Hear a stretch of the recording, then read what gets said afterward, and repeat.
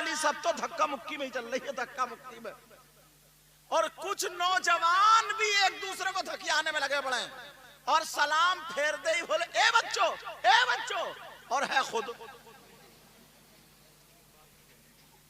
एक बच्चे ने पकड़वा दिया, बोले हमें क्या कह रहा हो, तुम ही तो धक्का मार रहे थे।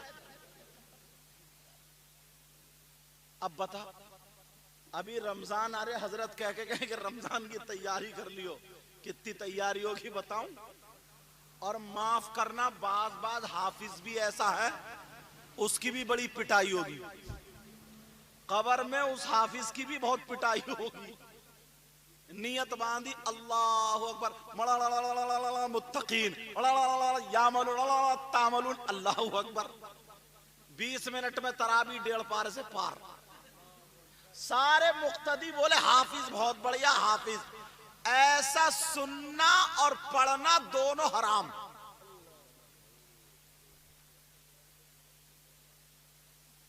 और मुक्तदी कहते हैं यार हाफिज बड़ा अच्छा आया भाई, और अगर उसने हद्र में पढ़ दिया ना, जरा संभाल के पढ़ दिया धीरे धीरे, कहते हैं यार बड़ा थका हुआ हाथ लग गया यार अब के, यार घुटनों में दर्द। 3-4 तरावियों के बाद लोग कम हो जाते हैं, इतना ईमान मजबूत है हमारा,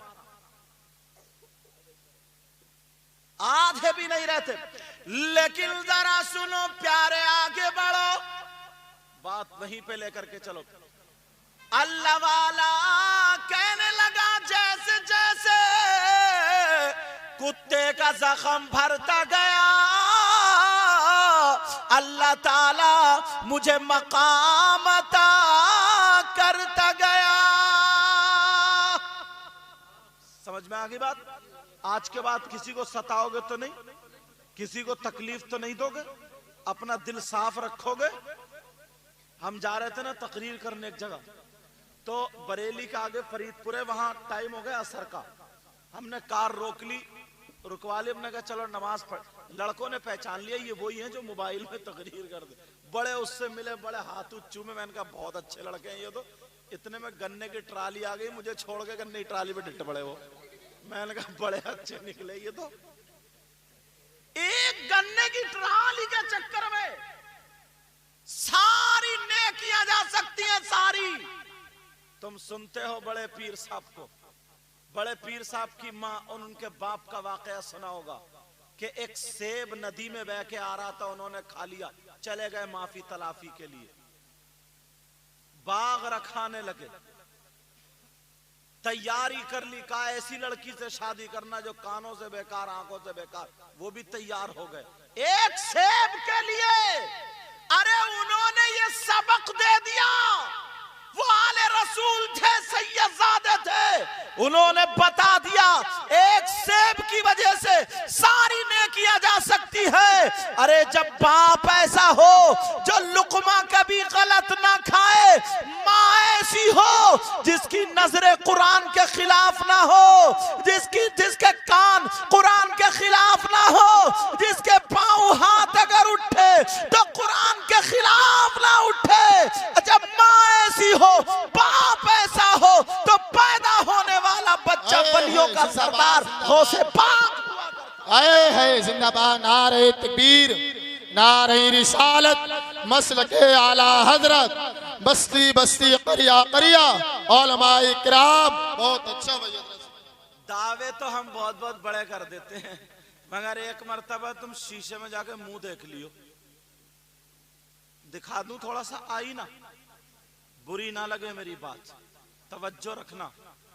दावे हम इतने बड़े कर दे, यहां पे हजरत कम से कम 50 लोग ऐसे होंगे जो बाप बन गए, और इस गांव में तो होंगे, मगर दावे देखियो कितने बड़े बड़े दावे करते हैं, चौराहों पे खड़े होकर मुफ्ती बनते हैं, मगर एक मर्तबा अपने गिरेबान में झांक के देख लें तो पता चल जाएगा सारा बिगाड़ ये बाप और मां कर रहे हैं। बताऊं कैसे?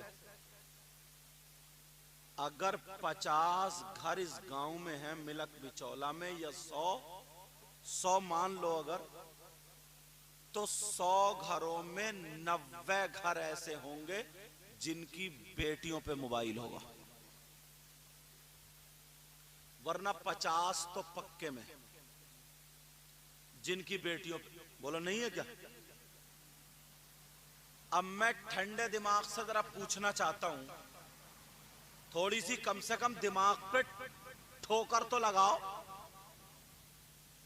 बेटियों पे मोबाइल काय के लिए होता? बात करने के लिए।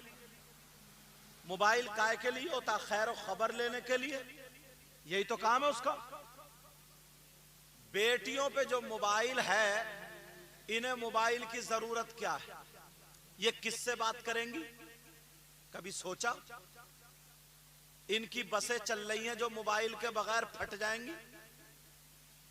बोलो, इनके ट्रक चल रहे हैं, हमारी बेटियों के ट्रक चल रहे हैं जो मोबाइल के बगैर सब नदी में डूब जाएंगे।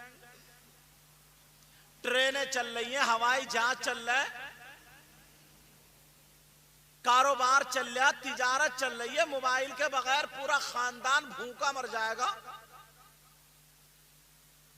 अरे कभी सोचा, मोबाइल पे बात करेगी तो किससे करेगी? फेसबुक चलाएगी, कहां चलाएगी?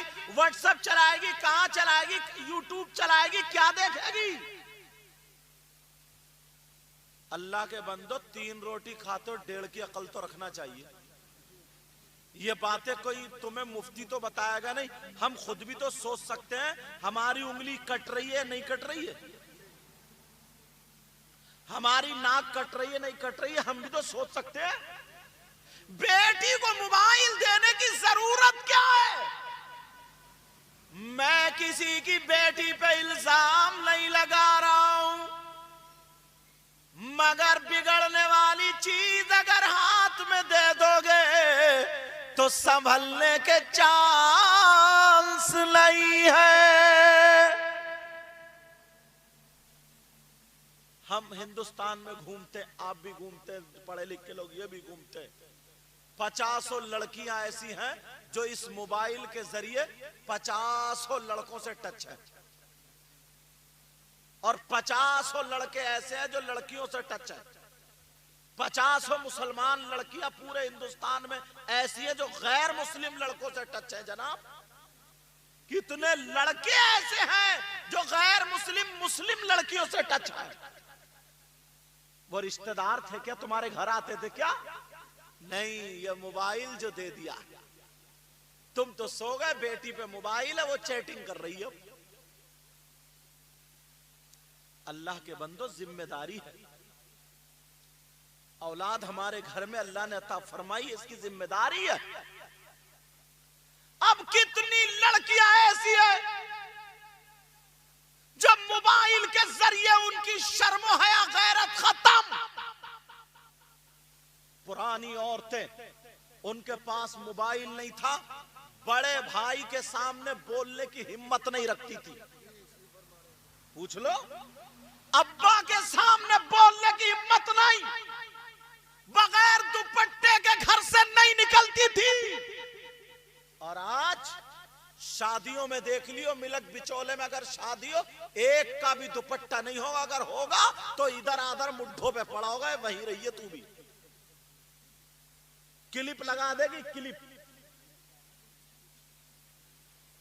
अब्बा भी उस महफिल में है, चचा भी है, मामू भी है, खालू भी है, ताऊ भी है, भाई भी है, चचा रिश्तेदार है। अब ये बेटी की शर्म हया गैरत, मोबाइल में मूवी देखते देखते, फिल्में देखते देखते, वो बंबई की औरतें जो फिल्में बना रही है, उन्होंने जिस्म दिखाना इन्हें हमारी बहन बेटियों को सिखा दिया। उन्होंने बता दिया, हम चले तो हमारा जिस्म कैसे दिखेगा, हम दुपट्टा ओढ़े तो हमारा जिस्म कैसे दिखेगा, हम अगर खाए तो हमारा खाने का ढंग क्या होगा, हमारा पीने का ढंग क्या होगा। मुसलमान की बेटी है, नमाजी की बेटी है, हाजी की बेटी है, मगर खाने का ढंग फिल्मों जैसा है, पहनने का ढंग फिल्मों जैसा है, ओढ़ने का ढंग फिल्मों जैसा है। अरे मुसलमान की बेटी है, हमारी बेटी खाती लेकिन ढंग फातिमा का होता, हमारी बेटी सोती लेकिन ढंग फातिमा का होता, हमारी बेटी चलती फिरती उठती बैठती ढंग फातिमा का होता। खुदा की कसम, अगर बाप के घर में ये बेटी होती तो रहमत बन जाती, शौहर के घर में होती तो नेमत बन जाती, और जब मां बनती तो इस इसके कदमों के नीचे जन्नत। है